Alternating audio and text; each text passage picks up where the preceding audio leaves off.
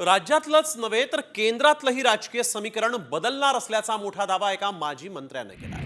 हा दावा कुणी केला आणि कोणते दोन मोठे नेते केंद्रातल्या भाजपसोबत सत्तेत सहभागी होणार आहेत, त्यावरचा हा एक विशेष रिपोर्ट पाहूया। ठाकरे पवार भाजपसोबत जाणार?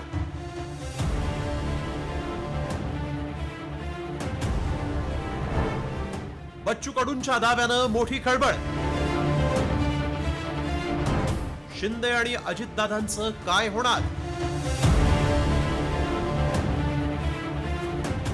उदय सामंत शिंदेंना धक्का देणार, काँग्रेसचे आमदार भाजपात जाणार, तर ठाकरेंचे आमदार आणि खासदार शिंदे सेनेत जाणार, अशा एक ना अनेक चर्चा राजकीय वर्तुळात सुरू असताना आणखीन एका मोठ्या दाव्यानं राज्यात खळबळ माजली आहे। उद्धव ठाकरे आणि शरद पवार हे केंद्रात मोदी सरकारला पाठिंबा देणार असल्याचा खळबळजनक दावा माजी आमदार बच्चू कडूंनी केलाय। ते नेमकं काय म्हणालेत पाहूया। केंद्रामध्ये चंद्रबाबू नायडू आणि बिहारचे आपले नितीश कुमार हे 2-3 बिलासाठी अडकून राहिलेले आहे। त्या 2-3 बिलावर कदाचित पवार साहेबांचीच राष्ट्रवादी आणि उद्धव साहेबांची शिवसेना कदाचित वरच्या केंद्रात गरज पडणार आहे। त्याच्यानं बराच उलटा पालट होण्याची शक्यता टाळता येत नाही। बच्चू कडून स्वतःविषयी बोलावं, स्वतःविषयी बोलावं, त्यांच्या राजकारणाविषयी बोलावं। पवार साहेब कुठे, उद्धव ठाकरे साहेब कुठे, जरा लेवलला बोललं पाहिजे सगळ्यांनी। लोकसभेत मोदींच्या सरकारला नितीश कुमार आणि चंद्राबाबूंनी टेकू दिलाय, त्यामुळे त्यांच्या प्रत्येक हालचालींवर मोदी सरकारचं भवितव्य अवलंबून आहे। एक नजर टाकूया मोदी सरकारच्या लोकसभेतील संख्याबळावर।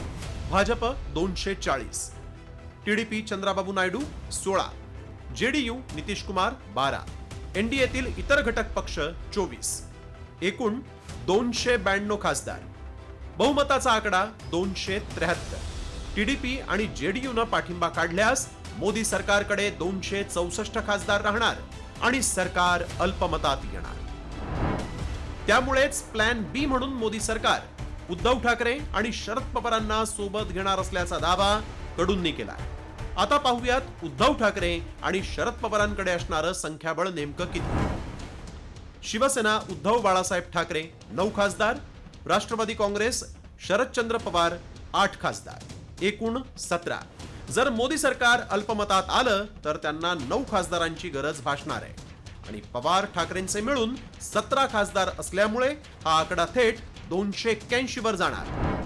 नितीश कुमारांची पार्श्वभूमी लक्षात घेतली तर नितीश कुमार कधीही भाजपला झटका देऊ शकतात, तर चंद्राबाबू नायडूंचं राजकारण धर्मनिरपेक्षतेच्या बाजूला झुकलेलं असल्यामुळे ते देखील राजकीय दृष्ट्या सोयीची भूमिका घेऊ शकतात। त्यामुळेच बच्चू कडूंनी केलेल्या दाव्यावरून जोरदार राजकीय चर्चा रंगलेली आहे। ब्युरो रिपोर्ट, साम टीव्ही मराठी।